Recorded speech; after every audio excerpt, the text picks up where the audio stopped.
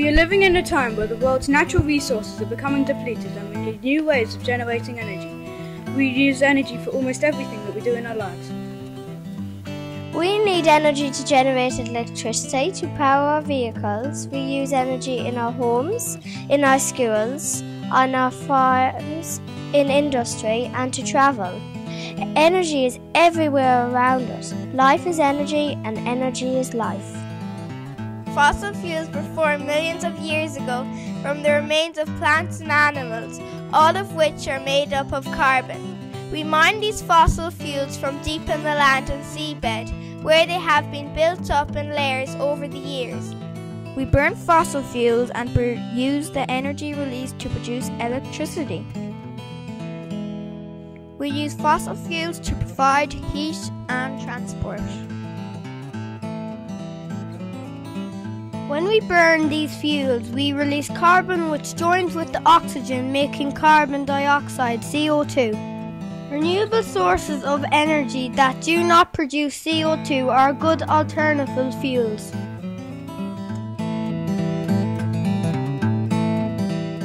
Burning fossil fuels is contributing to the greenhouse effect, which is causing the earth to heat up and bring about climate change, causing the ice to melt in the northern and southern hemispheres.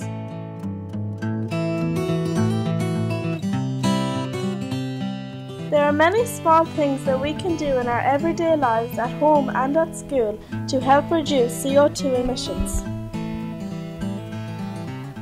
The pie chart shows a high percentage of emissions in the different sectors in Ireland. Agriculture shows emissions of 27.3%, so we decided to look more closely at how sewage or wastewater is treated and investigate ways of reducing emissions while producing clean energy. As part of our science classes at school on energy conservation, we visited our local sewage treatment plant in Inniscrone, County Sligo, to investigate how wastewater is treated. The sewage is broken down in many chambers to produce clean water, which eventually goes into the sea, and also produces a sludge that can be used in an industrial biodigester to produce biogas, which can be used as a fuel to produce electricity. A biodigester is a tank that sits just underground. It produces biogas that can be used in a variety of ways, such as heat, cooking and electricity. This biogas is energy.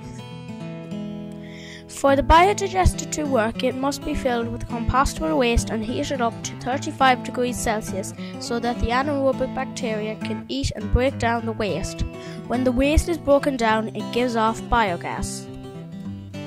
Almost any organic waste can be processed with anaerobic digestion. This includes biodegradable waste materials such as waste paper, grass clippings, leftover food, sewage and animal waste. In 1808, Sir Humphrey Davy found that methane was found in the gases produced by cattle manure. The first anaerobic digester was built by a leper colony in Bombay, in India in 1859. By the 1930s it was found that anaerobic bacteria were indeed very important in the treatment of manure. Anaerobic digesters can also be fed with specially grown energy crops such as silage for dedicated biogas production. Such plants are common in Europe and the US. A biodigester treats slurry and makes it better fertilizer. A biodigester gets rid of waste, reduces CO2 and global warming. It is our proposal that we utilise our waste in a more efficient way, using biodigesters in our homes to produce clean energy on a small-scale domestic basis so we all can contribute to a cleaner world.